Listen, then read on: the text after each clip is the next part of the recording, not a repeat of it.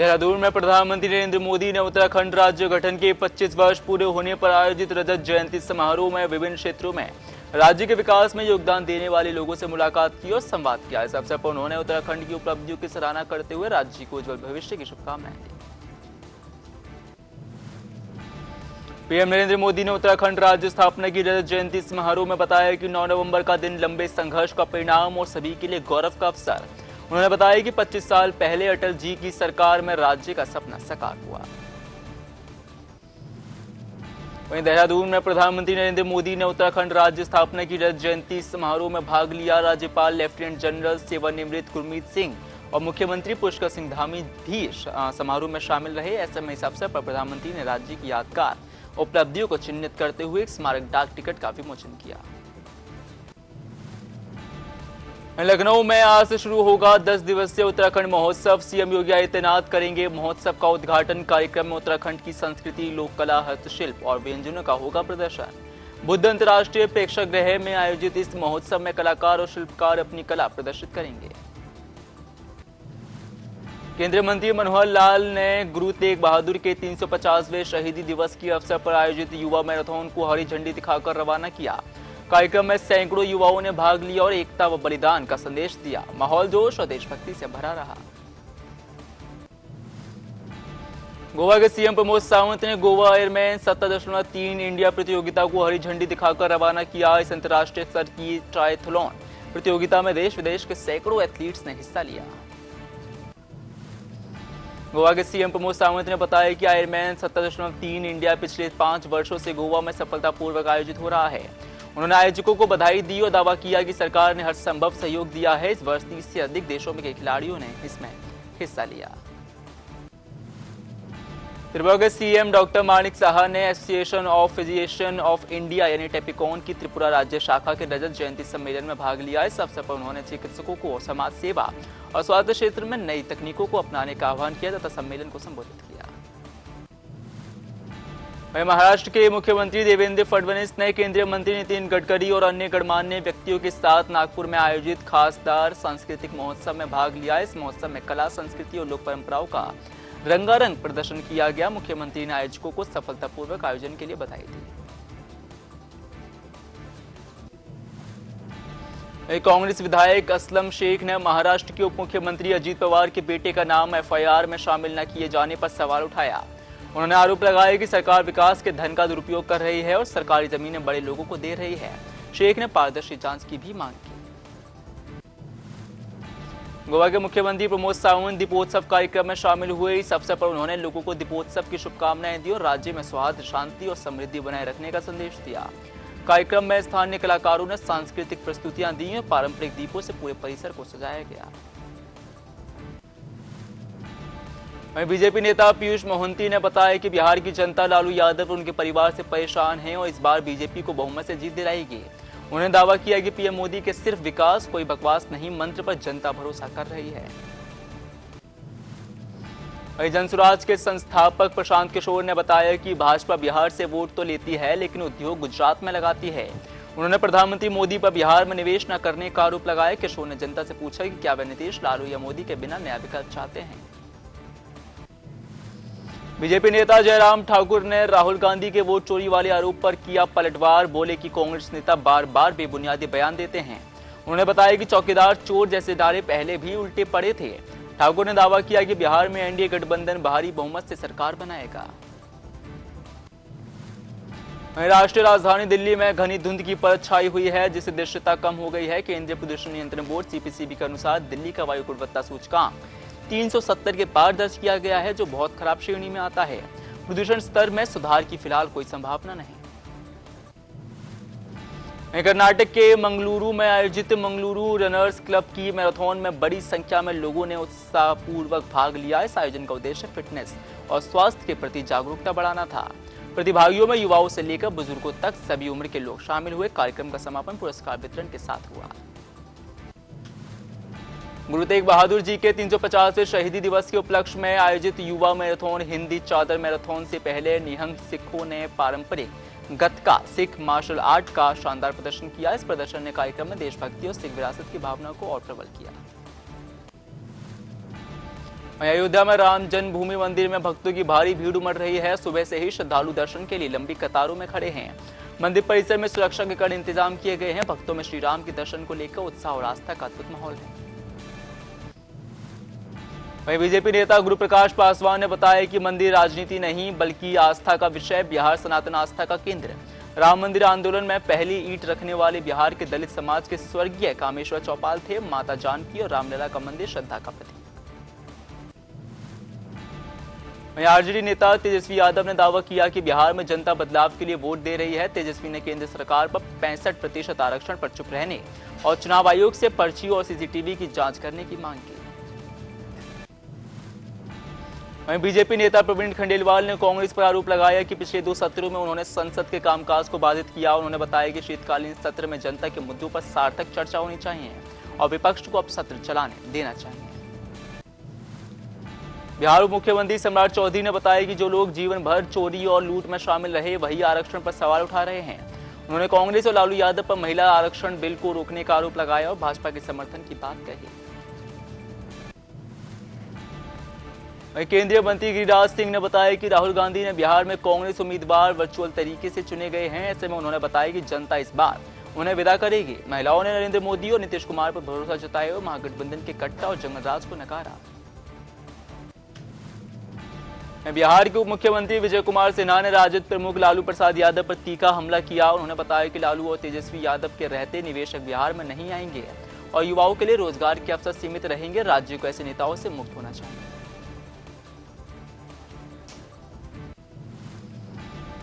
केंद्रीय मंत्री चिराग पासवान ने बताया कि विपक्ष एसआईआर को लेकर भ्रम फैला रहा है। उन्होंने बताया कि सरकार का इसमें कोई लेना देना नहीं और आरक्षण को लेकर झूठी कहानियां बनाई जा रही हैं।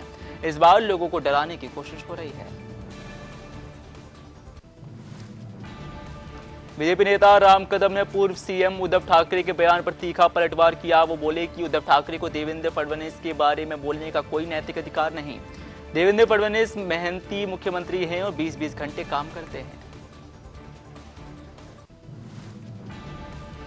केंद्रीय मंत्री सुकांत मजूमदार ने बताया कि एसआईआर 13 राज्यों में पहले से ही लागू है। टीएमसी से रोकने के लिए कहानी बना रही है। उन्होंने बताया कि वैध नागरिकों के नाम पर शामिल होने वाले और गैर भारतीयों के नाम हटाए जाएं। शिकायत करने वाले ईसीआई अदालत जाएं। वहीं कांग्रेस नेता पवन खेड़ा बोले कि चुनाव आयोग को वीवीपैट और सीसीटीवी से जुड़े सवालों के जवाब देने चाहिए। उन्होंने आरोप लगाया कि पर्चियां कूड़ेदान में मिल रही हैं और जनता बिहार में वोट चोरी नहीं होने देगी। दोषियों को पकड़कर सजा मिलेगी। कांग्रेस नेता कन्हैया कुमार ने बताया कि बिहार की डबल इंजन सरकार बेकार और दिशाहीन है। उन्होंने बताया कि पहले चरण में बदलाव की शुरुआत हुई थी और दूसरे चरण में यह जारी रहेगी। जनता सभी सीसीटीवी, स्ट्रांग रूम और पर्चियों पर जवाब देगी। वीआईपी प्रमुख मुकेश सहनी ने बताया कि चुनाव आयोग को स्पष्ट करना चाहिए कि क्या हो रहा है। उन्होंने आरोप लगाया कि एनडीए जनता का जनादेश नहीं मानती और वोट चोरी करती है। जनता को इस बार फैसला लेना होगा।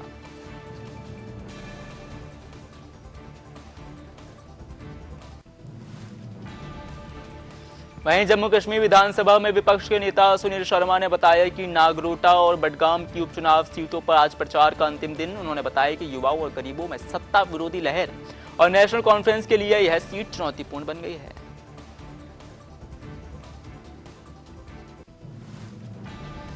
अभिनेता सुनील शेट्टी ने बीएसएफ मैराथन में भाग लेकर अपनी खुशी व्यक्त की। उन्होंने बताया कि यह उनके लिए बड़ा सम्मान। उन्होंने बीएसएफ के साहस और देश की सुरक्षा में उनकी भूमिका की सराहना की है और बताया कि उनकी उपस्थिति से हम सुरक्षित महसूस करते हैं। बीजेपी नेता दिनेश लाल यादव उर्फ निरहुआ ने तेजस्वी यादव पर निशाना साधा। उन्होंने बताया कि तेजस्वी बयान बदलते रहते हैं और भागने की तैयारी कर रहे हैं। निरहुआ राम मंदिर, शिक्षा, रोजगार और धर्म के मुद्दों पर अपनी प्रतिबद्धता दोहराई और आजमगढ़ में काम जारी रखने का भरोसा दिया। भागलपुर विधानसभा क्षेत्र से कांग्रेस उम्मीदवार अजित शर्मा ने बीजेपी सांसद निशिकांत दुबे पर निशाना साधा। उन्होंने बताया कि निशिकांत दुबे अपने जिले से बाहर चुनाव लड़ रहे हैं और जनता से समानता लाने से डरते हैं। ऐसे में जीत ने जोर देकर बताया कि भागलपुर में कोई बांग्लादेशी नहीं। एआईएमआईएम प्रमुख असदुद्दीन ओवैसी ने गठबंधन पर स्पष्ट किया कि उनका सहयोग बसपा के साथ नहीं बल्कि चंद्रशेखर आजाद के नेतृत्व वाली आजाद समाज पार्टी और स्वामी प्रसाद मौर्य के साथ है। ये सभी जीडीए गठबंधन का हिस्सा और चुनाव में साथ लड़ेंगे। वहीं जम्मू कश्मीर पुलिस एसओजी और सुरक्षा बलों ने पाकिस्तान और पीओके से सक्रिय आतंकवादियों के खिलाफ 7 ठिकानों पर एक साथ छापेमारी की। अभियान में हथियार और गोला बारूद बरामद हुए। आतंकियों की सरगर्मी पर अंकुश लगाने के लिए यह कार्रवाई रणनीतिक रूप से की गई।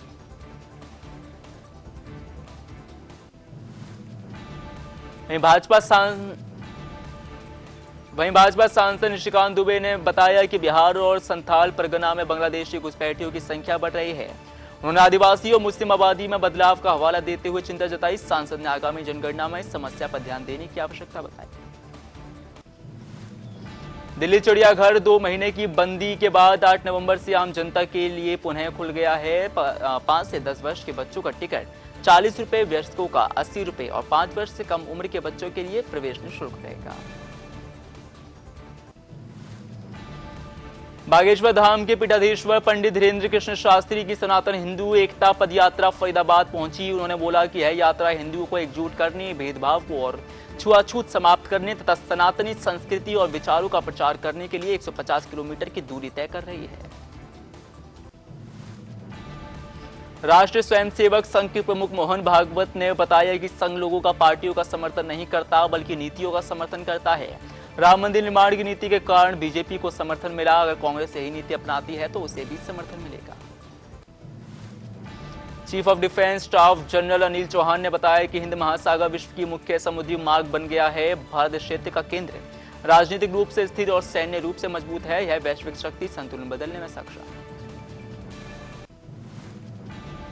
है। आंध्र प्रदेश मंत्री नारा लोकेश ने बताया कि पीएम मोदी का पटना लौटने का बयान बिहार वासियों में विश्वास दिखाता है। डबल इंजन सरकार ने शिक्षा और बुनियादी ढांचे सहित कई विकास कार्य किए हैं। लोगों को इसे जारी रखने और रोजगार बढ़ाने के लिए स्पष्ट मत देना चाहिए। मधुबनी से जेडीयू नेता ने बताया कि लगभग 50% सीटों पर मतदान हो चुका है। पीएम मोदी सही हैं। एनडीए बड़ी जीत की ओर है। ऐसा में राहुल गांधी के वोट चोरी के आरोप केवल भ्रम फैलाने के लिए हैं, वास्तविकता से बहुत दूर। कर्नाटक गृह मंत्री जी परमेश्वर ने बेंगलुरु सेंट्रल जेल में आतंकवादियों और अपराधियों को वीआईपी ट्रीटमेंट दिए जाने की खबरों पर कहा कि मैं इसे बर्दाश्त नहीं करूंगा। उन्होंने जेल प्रशासन को निर्देश दिए कि कभी कैदियों के साथ समान व्यवहार सुनिश्चित किया जाए और नियमों का पालन हो। वहीं सांसद कल्याण बनर्जी ने बताया कि उनके एसबीआई खाते से धोखाधड़ी कर 50 लाख से अधिक रुपए चोरी कर लिए गए हैं। खाते को सालों बाद सक्रिय कर नकली आधार पैन से केवाईसी किया गया है। पैसा डीमैट खाते में ट्रांसफर कर गहनों की ऑनलाइन खरीद में इस्तेमाल किया गया। जेडीयू प्रवक्ता राजीव रंजन ने पीएम मोदी के बयान पर प्रतिक्रिया देते हुए बोला कि मोदी दूरदर्शी नेता हैं। उन्होंने बिहार के जनता के मूड को समझा है और इसलिए चुनाव प्रचार के लिए आए हैं और परिणाम आने पर शपथ ग्रहण समारोह में लौटेंगे। बीजेपी सांसद मनोज तिवारी ने तेजस्वी यादव के 65% आरक्षण दावे पर प्रतिक्रिया दी। उन्होंने बताया कि बिहार की खुशियां महागठबंधन और विपक्षी दलों ने खा ली है। आरक्षण पहले से लागू है और जनता ने महागठबंधन के जंगल राज को पहचान लिया है। कांग्रेस नेता ताजिक अनवर ने पीएम मोदी के बयान पर प्रतिक्रिया दी। उन्होंने बोला कि पीएम हमेशा इसी तरह बोलते हैं। बिहार की अधिकांश चीनी और जूट मिलें बंद या बिक चुकी हैं। उन्होंने कार्यकाल में स्थानीय उद्योग और रोजगार प्रभावित हुए हैं। आरजेडी सांसद संजय यादव ने पीएम मोदी के बयान पर तीखी प्रतिक्रिया दी। उन्होंने बोला कि 11 वर्षों में बिहार के लिए ठोस विकास नहीं हुआ। गुजरात के मुकाबले बजट, उद्योग और निवेश कम रहे। उन्होंने शिक्षा, स्वास्थ्य और बुनियादी ढांचे में कार्य पर सवाल उठाए। उत्तर प्रदेश के मंत्री संजय कुमार निषाद ने राहुल गांधी के बयान पर प्रतिक्रिया दी। उन्होंने बोला कि चुनाव में सभी पार्टियों के एजेंट हैं, लेकिन कुछ गायब हो गए हैं। उन्होंने कोर्ट जाने और चुनाव आयोग के सम्मान बनाए रखने पर भी जोर दिया। जम्मू कश्मीर के सीएम उमर अब्दुल्ला ने पीडीपी प्रमुख महबूबा मुफ्ती के बयान पर प्रतिक्रिया दी। उन्होंने बोला कि 2016 की तबाही और भाजपा से हाथ मिलाने पर महबूबा ने माफी मांगी है। ऐसे में उन्होंने सवाल उठाया है कि क्या महबूबा अपनी गलतियों को स्वीकार नहीं कर सकती। जनशक्ति जनता दल के अध्यक्ष और महुआ सीट के उम्मीदवार तेज प्रताप यादव ने बोला कि उनकी सुरक्षा बढ़ा दी गई है क्योंकि उन्हें खतरा है। उन्होंने तेजस्वी यादव को जन्मदिन की शुभकामनाएं दी और उज्जवल भविष्य की कामना की। वहीं राजद नेता मृत्युंजय तिवारी ने बताया कि एनडीए के नेता भ्रम में हैं। उन्होंने दावा किया कि 14 नवंबर को महागठबंधन भारी जीत हासिल करेगा और एनडीए नेता बिहार छोड़ देंगे। उन्होंने बताया कि प्रधानमंत्री और गृह मंत्री इकट्ठा की बात कर रहे हैं, लेकिन बिहार इसे स्वीकार नहीं करेगा और एनडीए का भट्टा वही रहेगा। लखनऊ में कांग्रेस प्रवक्ता सुरेंद्र राजपूत ने बताया कि बिहार के शोषित, वंचित और पीड़ित वर्ग ने वोट चोरी के खिलाफ अभियान शुरू कर दिया है। उन्होंने बताया कि राहुल गांधी के नेतृत्व को मान्यता मिली है और लोग तेजस्वी यादव को मुख्यमंत्री बनाने के लिए सक्रिय हैं। इस बार के चुनावों में मुद्दों पर बड़ा मजबूत प्रभाव पड़ेगा।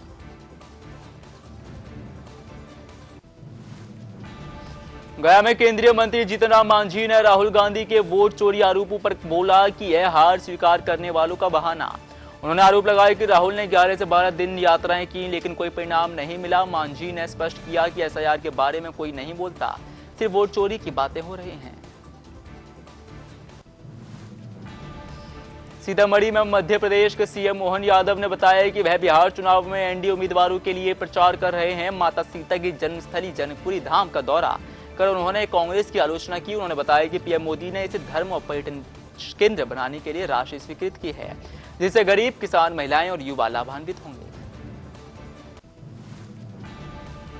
वहीं संभल में सपा विधायक इकबाल महमूद ने बताया कि ममतानी का विरोध करने वाले लोग अंधे और अक्लहीन हैं। उन्होंने उदाहरण देते हुए बताया कि अमेरिका में मुस्लिम आबादी 1% से भी कम है, फिर भी भारतीय मूल का मुस्लिम मेयर बन गया। उन्होंने गौरव व्यक्त करते हुए बताया कि हिंदुस्तान का बेटा अमेरिका में झंडा गाड़ रहा है।